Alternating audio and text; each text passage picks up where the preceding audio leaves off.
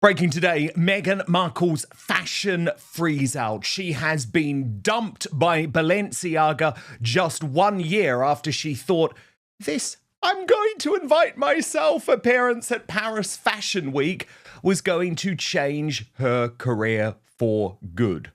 That isn't the case. Paula Froelich of Paula Froelich Uncensored has revealed Meghan Markle's fashion front row freeze out. She's going to be here to reveal all of the juicy details imminently. But let me kick off with her report. She says Balenciaga designer Paolo Piccolo's highly anticipated haute couture debut for Balenciaga took place this week in the scenic courtyard and palatial steps in Paris. It was stunning, awe-inspiring, just perfection. Paula's very fashion-y source said.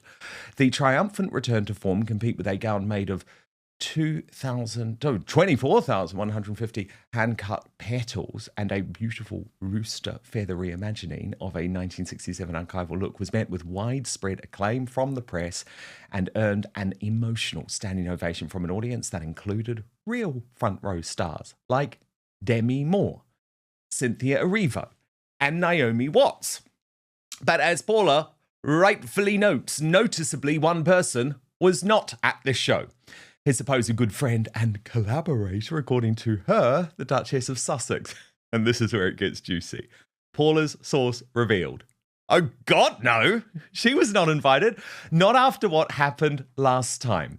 Paula makes the conclusion that Meghan has now been fully shunned by the fashion world.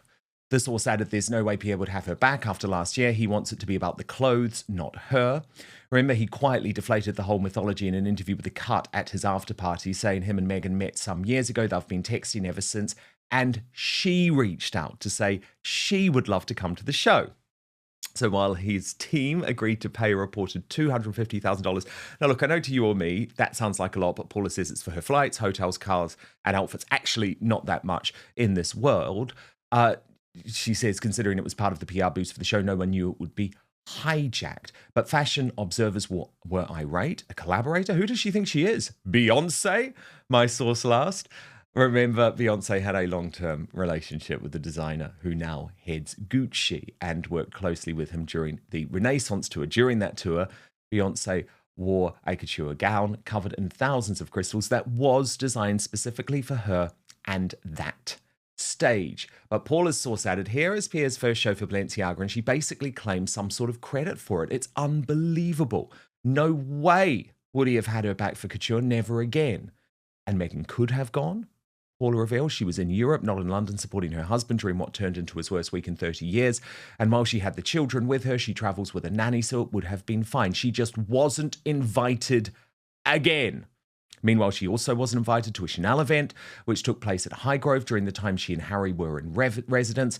The legendary fashion house just celebrated the graduating fellows of its art embroidery fellowships in partnership with the King's Foundation in the King's own gardens, and Meghan was not there. She must have been too busy with the cookbook the Times of London reported she has been working on. So, Paula, look, it has been an astonishing week for the British royal family and for Prince Harry and Meghan in so many ways. Lots and lots of ups, let's be honest, because they did get the meeting with the King. Meghan got this completely unlikely and bizarre daytime Emmy nomination for a TV show that I certainly didn't think was a daytime series, but chalk that up as a little win. But the lows, Paula, the lows are so low. The Dragon Slayer lost his case against the Mail, and Meghan Markle, you reveal exclusively, completely rejected by the fashion world. And this has got to hurt, Paula, because 9 months ago, this was meant to be the reinvention of Meghan Markle, the end of Was Never, and the start of this dream that she had of transferring into high fashion. Not going to happen, you say? First of all, let me just say I'm so sorry about your friend Anne. That's Thank horrible. you. It's been a difficult week. I can only imagine. My heart goes out to you, and I'm really sorry. As for Meghan, we still have time. There's still the Diana doc that will be released next year on the 30th anniversary of Diana's death. And of course, she wants that to be as big as possible. And we don't know what happened in Highgrove. And, a lot of people are saying it's a win for them. It's a win for them. But what actually was said there? And Camilla was there. So it couldn't have been too nicey-nicey. You know what I mean? I do. I completely do. And then, of course, we had the total contrast, Paula, of what I think is not only royalty, which obviously makes everyone far more excited, but actually the perfectly curated brand. And by the way, I'm not saying that William and Catherine have tried to do that. Actually, I think the best brands in the world are the brands that are natural and that come through genuine love and actually come through an authenticity that the public picks up on because they know that you're not fakes. But actually, Harry and Meghan thought it was going to be their week, and they had planned to unveil the children at the big Invictus 1 year countdown. What we actually had was, I think, a balding and odd looking, sort of cocky Prince Harry at that event on his own.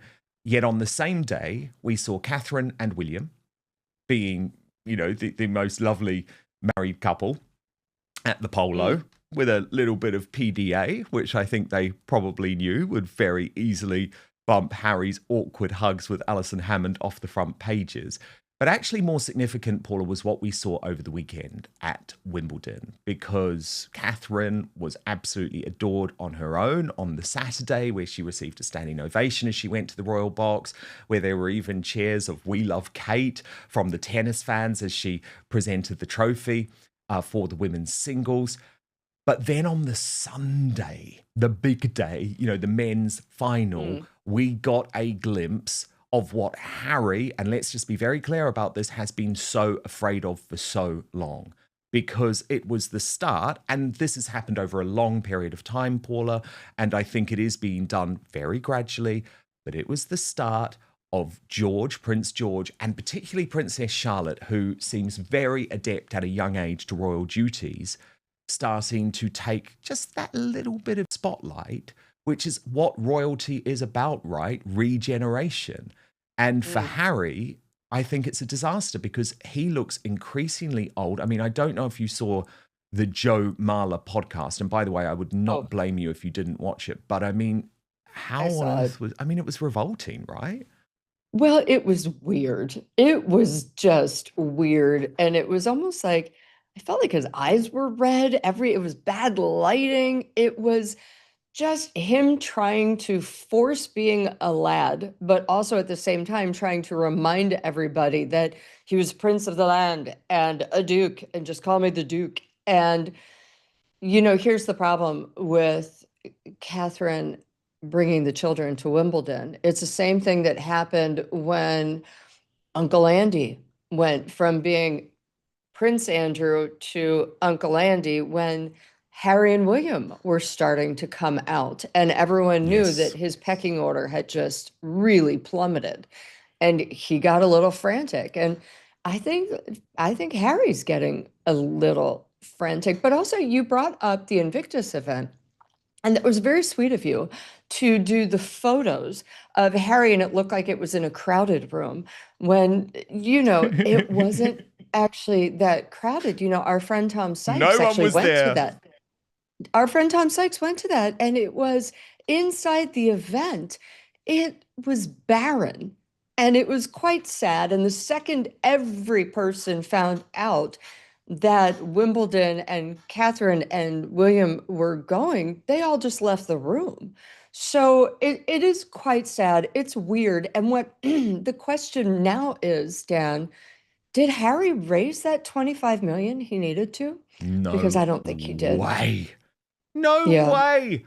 I mean, who looks at that event and thinks, oh yeah, it's worth putting aside all of the negative publicity, all of the brand risk that comes with this couple in order to have a piece of this? No, I mean, it was one Alison Hammond interview on Woke ITV, which is already a propagandist channel for Prince Harry and Meghan Markle. No, I really don't think it was. And actually, again, I think the contrast, the split screen, as I call it, was incredibly bad for Harry and Meghan, because there were just so many incredible moments coming from the real royals. And they were moments of class. Oh, yeah, I've got to show you this one, Paula. I don't know if you've seen it, but Canal Citadel pointed it out. She wrote, love this interaction between Catherine and 12-year-old Thea Stack, who has cerebral palsy and autism and got emotional at meeting the princess.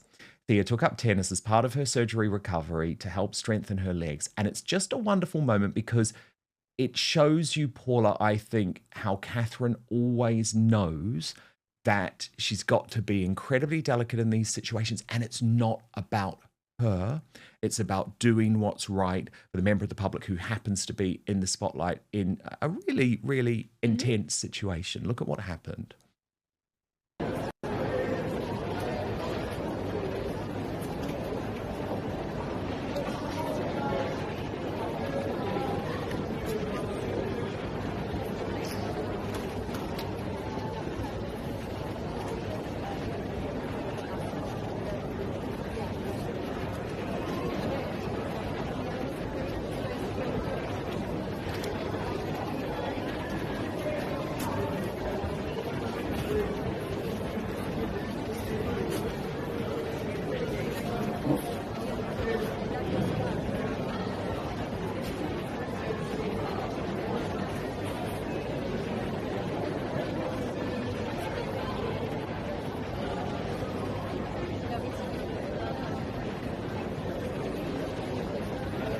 And Paula, do you note that when Catherine understood that it got too much for that lovely young woman because she was just so emotional at the meeting, she knew it was time to move on to the caregivers who were with her?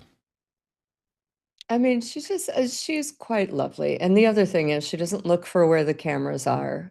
She also has a habit of following up with people who she has run into, not unlike the child she ran into during the Three Peaks challenge.